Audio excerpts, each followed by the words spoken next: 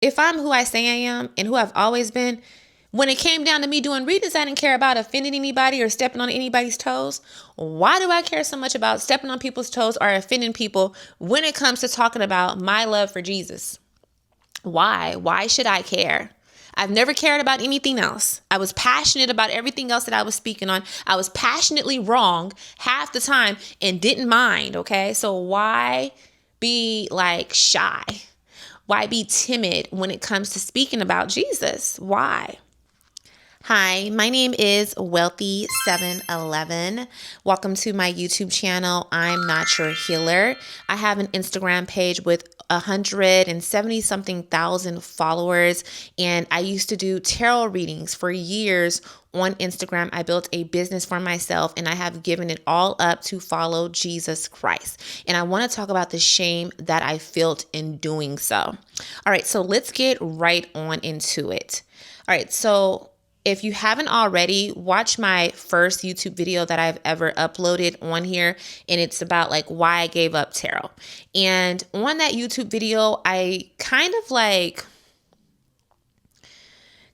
like being a bit passive in regards to my explanation on giving it up. Like I spoke facts on why I gave it up, but I feel like I was very passive in regards to the whole the passion that I feel to give it up. It was more so just like, I feel convicted. And that is true. But I also felt a strong drive and a strong passion. And it was so much more that I wanted to express, but I felt like I had to be nonchalant about it. I felt like I had to be cool about it. You know what I'm saying? Because I didn't want people to feel, I guess, offended. I didn't want to offend people with my belief system. I didn't want people to make assumptions about me or, speak negatively about my decision that I made, because I know how it is in the community, the tarot community, I'll say, in regards to giving your life over to Christ, because we've seen it before. We've seen it with Doreen Virtue. We've seen it before with others. And it's I remember other people doing what it is that I did. And I remember it being said in the community, well, that person was afraid. That's why they did it. Or that person just ran, they basically they took the easy way out. They took the easy way out by choosing Jesus. And I didn't really want to deal with that backlash by expressing fully my passion, because honestly, I know how much it offends people when you choose Jesus. It's like people automatically, not everybody, because honestly, the feedback that I received from the people that were following me on my page was amazing. I will say that it was absolutely amazing. It was not nearly what I had expected to happen at all. It really wasn't any negative commentary or anything like that. The people that I had did readings for, they were very supportive. They weren't mean. They didn't bash me or anything. I think it was all just in the mind in regards to me holding back. But anyways, like I was saying, I know what it's like when we witness people give their life over to Jesus. And in other scenarios, other situations, it's almost like when people do that in the tarot community, you're now a foe. You're now against us, is how it felt in the past. You're against us, you don't like us, or, you think you're this, you that. So I didn't want to be viewed as that. So it's I really tried to humble myself before I spoke about the situation and kind of let everybody know this is what I'm not doing anymore. It is if I'm being 100% real, it is an aspect to it that felt embarrassing. It is. It's an aspect to it that felt like I failed. It's an aspect to it that felt shame in regards to choosing to go I guess I feel like I let people down. And it's almost like going to a group of people and they don't have the same views as you, and going and telling them hey guys, I'm out. I'm going to go do this. I'm going to go do that. I'm leaving you. And it's just something about that felt like I needed to tiptoe around it and be kind of political on how I addressed how I felt. So I want to address that with me deciding to give my life over to Christ. It has been a back and forth battle. Jesus Christ, by the way, FYI. It has been a back and forth battle when it comes to me proclaiming him and like being proud and like enthusiastic and passionate about speaking about him. It has been like a battle for me because I felt and I've been feeling like he wants me to put the spotlight more on him rather than myself when it comes to this. And it's like I have been trying to tread lightly. And I don't think that he wants me to tread lightly with me choosing to follow him. I really believe that he wants me to be a testimony. And it's like I've always just been so afraid of like offending people, or what would the people that I used to be friends with that we used to give readings to each other, how would they feel? Or, would people feel like I turned against them? But it doesn't matter. If somebody doesn't want to hear it, and if their heart is that hardened, then they know what to do. They won't listen to it. So I'm able, and I should be able, and I have the free will and the freedom to do with my platform what I want to do. And what I want to do with my platform, honestly, is I want to talk about him. I do. I want to talk about him. I don't want to avoid him. I don't want to be passive about him. I want to talk about him. So let's talk about him. I don't see anything wrong about that. It's like, and nobody's really doing it to me. Nobody's making me, I'm going to be honest with you, and I don't read a lot of comments, but nobody's really made me feel like wrong for talking about him. I guess it's more so an inner dialogue or what I've witnessed, since I came out. Because as you guys know, I came out a few weeks prior to the Alex Reed's girl. And when I took like a hiatus, like I took time to myself. And when I seen the response that she got, I felt bad for her. And it was like, and I didn't really look into the situation. I don't know, like, how she came out and said like she's not doing what she's doing anymore, or whatever the case may be, or why there was such an uproar about her deciding not to. But her response was much different than the response that I received. I don't know if it was the people that were following her, the people that she was doing readings for or whatever, that they just didn't have any respect or any genuine care for her. I'm not really sure, but the response was much different. So I am grateful that my response was different and that I actually have supportive people in my corner. I will say that, but that seeing her be shamed, you know what I'm saying? Even though I came out before her and said, hey, I'm not doing this anymore. I spoke my truth. I spoke on how I feel convicted. That's why I had not been missing, hadn't uploaded, whatever. Seeing like her response was like, wow, like people could be very cold and cruel to you for what you decide to do with your free will.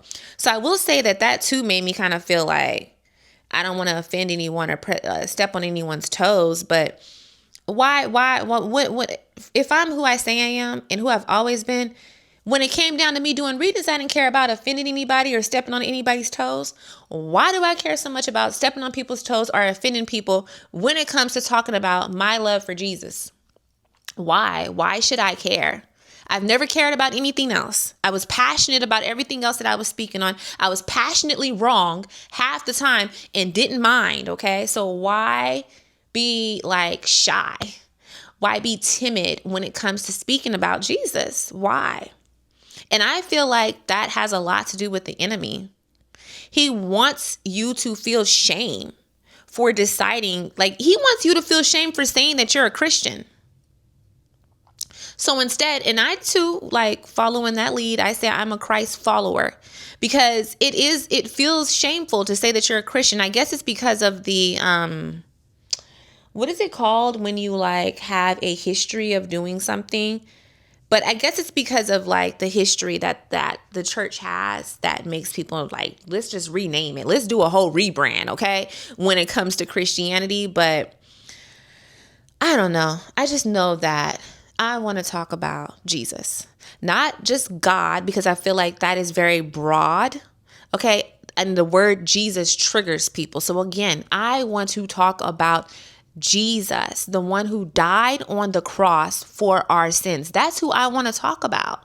That's who I want to talk about going forward. And honestly, I don't care who's offended. I don't care who decides that they don't want to follow me on that journey. I don't care anymore. I don't care anymore. And this is the thing that, and I have my gifts. The enemy will try to hurry up and rush in and bombard you when you have a gift, your God-given gift, because our God-given gift is with us, whether or not that if we choose to use it for Jesus, God, or not. Our God-given gift is already there for us. It's with us. And I feel like the enemy tries to come in and steal our gifts, use our gifts, or have us use it for his kingdom rather than us using it for the kingdom of God. So when it comes to my gifts, I still have them. They're not gone. And what I'm trying to get to is that God had been telling me, he had been telling me this is not just about you. You think it's all about you? It's not all about you. You think that, you're saved, you're going to heaven, and now that's it. That's all the work you need to do.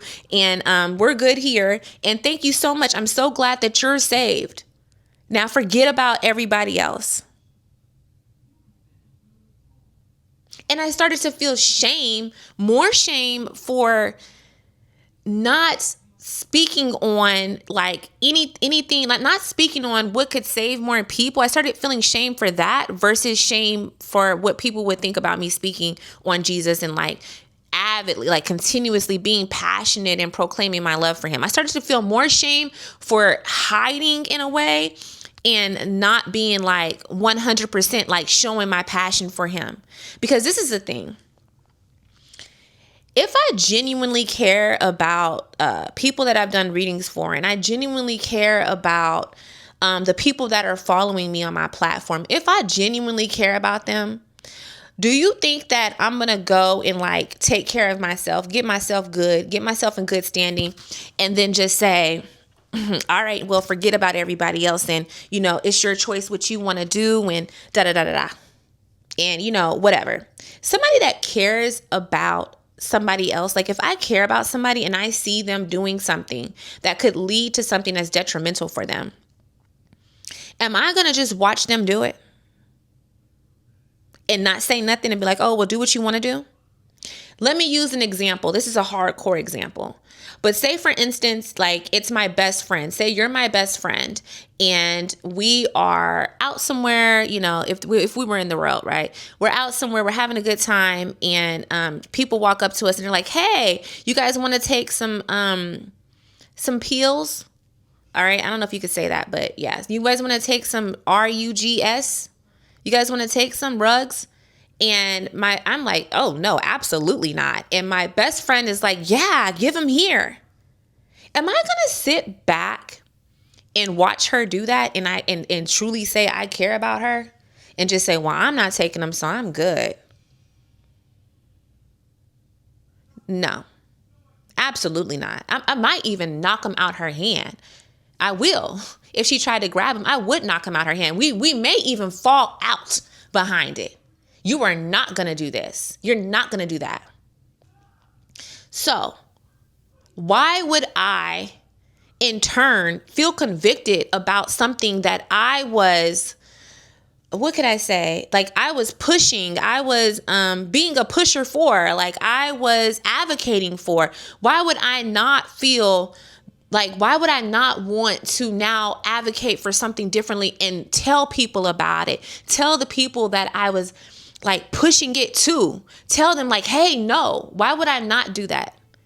That sounds like the right thing to do. For me to speak on it, for me to want to see more people come over here on this side. That would be the right thing to do. So that's really why I decided to record this video today, was to basically speak on the fact that something's got to give, something's got to change. It does. Something's got to give, something's got to change, and a lot of us are being deceived and we don't know it. A lot of us think that we're doing something that's good. A lot of us think that we're helping people. A lot of us think that we're healing people. And it's going to be controversial. And I'm going to have people that are going to have negative comments to say. I'm going to have people that are going to, give their opinions. And there may not be opinions that I agree with, but I don't care. Not anymore. So something's got to change. A lot of us are being deceived. We are being deceived. You got to think who we're coming up against. We're coming up against the deceiver. We're coming up against the deceiver. So he's not blatantly. He's more charismatic than that. He's not blatantly like getting us into this, getting us into tarot, getting us into witchcraft, spell work, voodoo, He's not blatantly getting us into it and like presenting it as evil for a lot of us. Some people are into that. Like they're just plain evil. You know what I'm saying? They don't mind. But a lot of us who think that we're doing something good, he's not getting us into it and like presenting it to us as evil or presenting it to us as something that opens doors to things that we don't need to have our doors open to. Okay. He's not presenting it like that.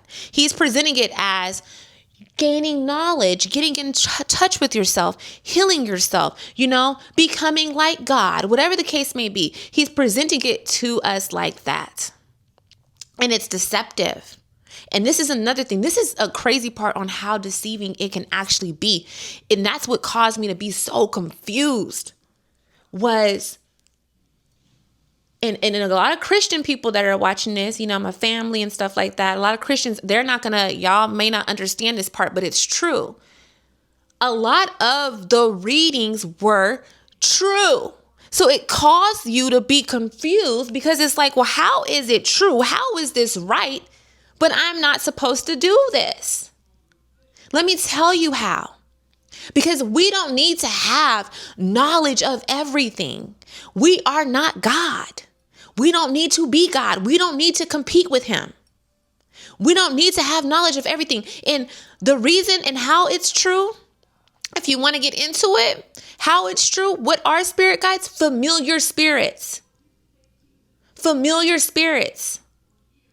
Familiar spirits, demonic. That's how they know what kind of car your boyfriend drives. Familiar spirits. And what was I doing prior and I didn't know? What was that? And it made me cry one day when I really just thought about like what I had been doing. But what was I doing prior? Talking to familiar spirits for others. Talking to them. Listening to them, channeling what they wanted me to say to that person. So yes, the information that I was given was accurate. But was it leading you down the path that you needed to go? Was it opening doors to things that didn't need doors open to? Did it cause you to want to keep coming back for more information? Did it really give, everlasting peace to you, the kind of peace that you need? We don't need to have the knowledge of everything. I'm not saying that astrology isn't real. I'm not saying that. I'm not saying that any of those things aren't real. I'm not saying that, but I'm saying that I'm not participating. I'm not participating because I don't need to have knowledge of everything. Everything. Some things that's for God. It's not for me. And that's what I'm saying. I don't need to have open doors. Open doors for the enemy to creep in or for me to be able to be spiritually attacked. Because I'm going to be all the way 100 with you. All these other gods, this and that God, this God, ain't no God bigger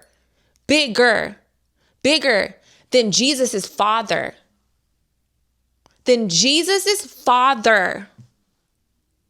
No, none. And that's basically what we all need to understand. That's what we all need to understand. That's what I needed to understand. And all that hurt and all that pain that you've experienced through so-called Christians, right? Because honestly, those so-called Christians that lead people astray, make people feel like crap, you working for the enemy at this point. Because you're helping people decide that they don't want to. You're helping people not want to be close to Jesus.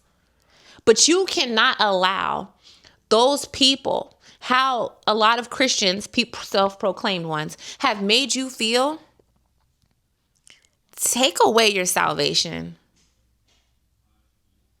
And this right here, validation, how people feel, no longer having certain celebrities like stuff that I have or follow me, being unfollowed and this and that. And none of that matter when it comes to my eternity.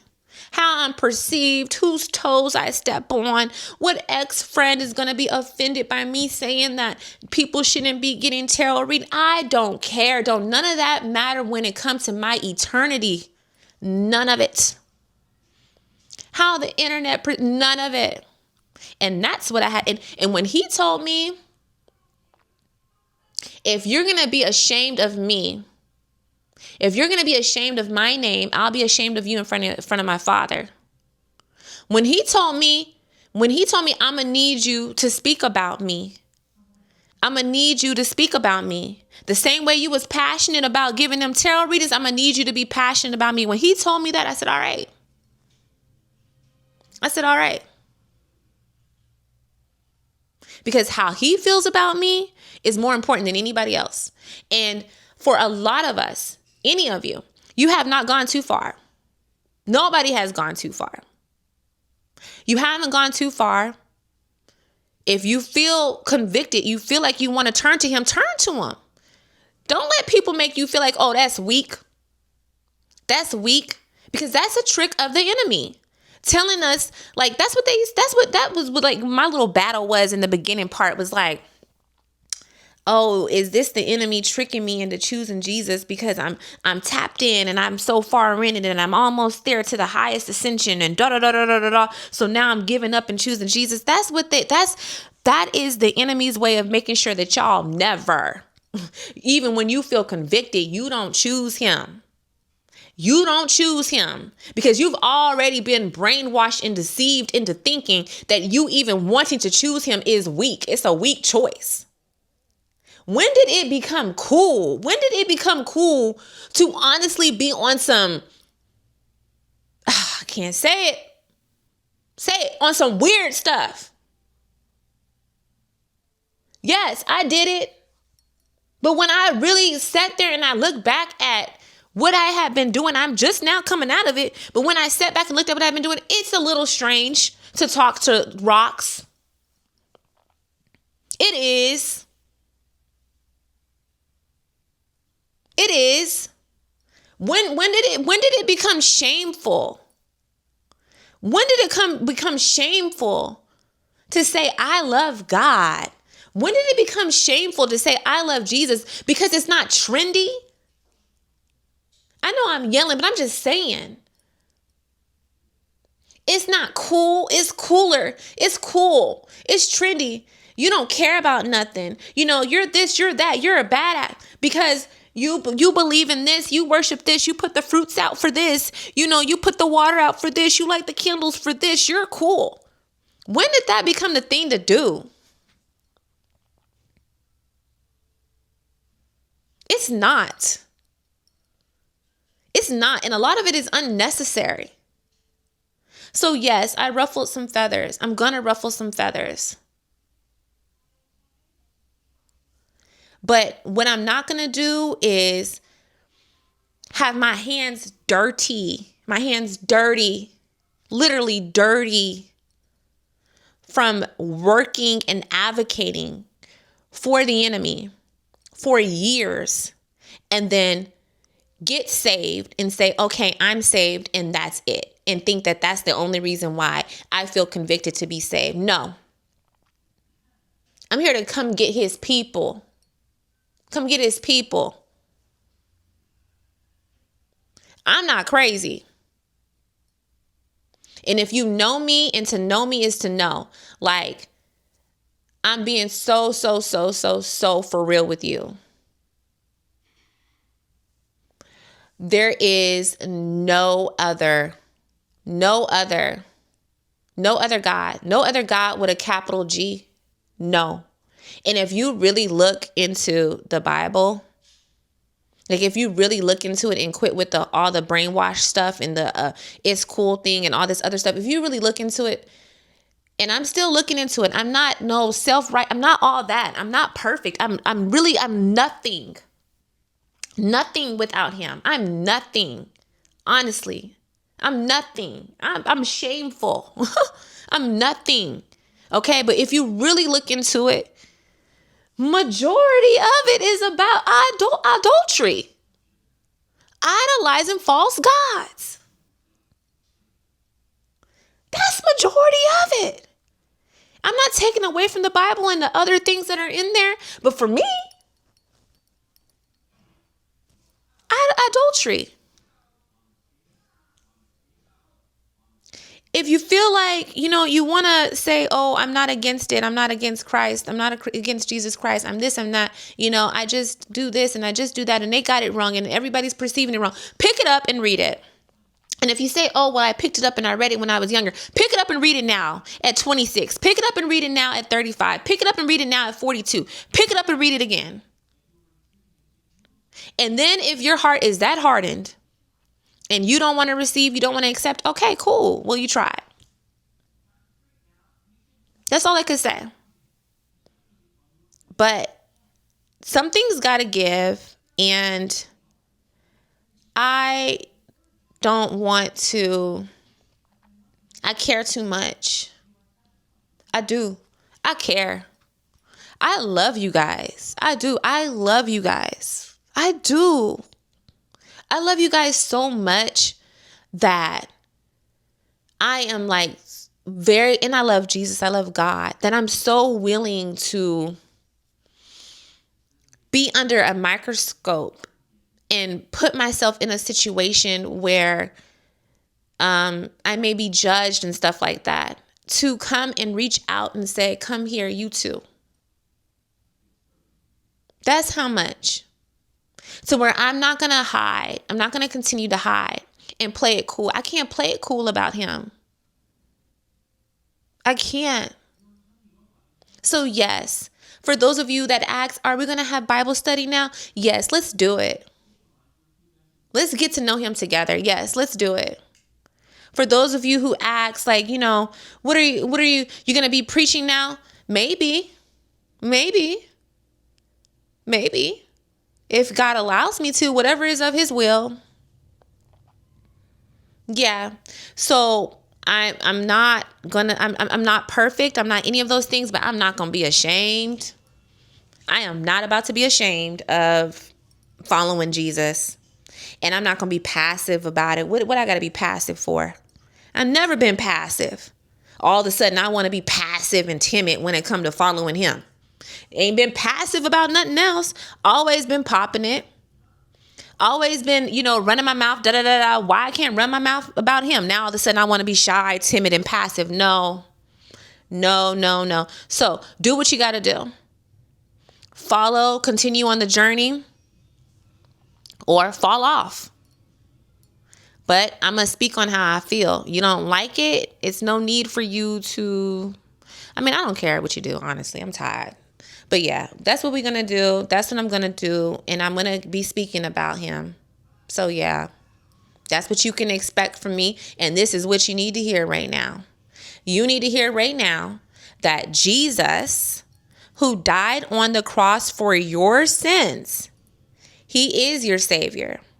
He has redeemed you. Okay?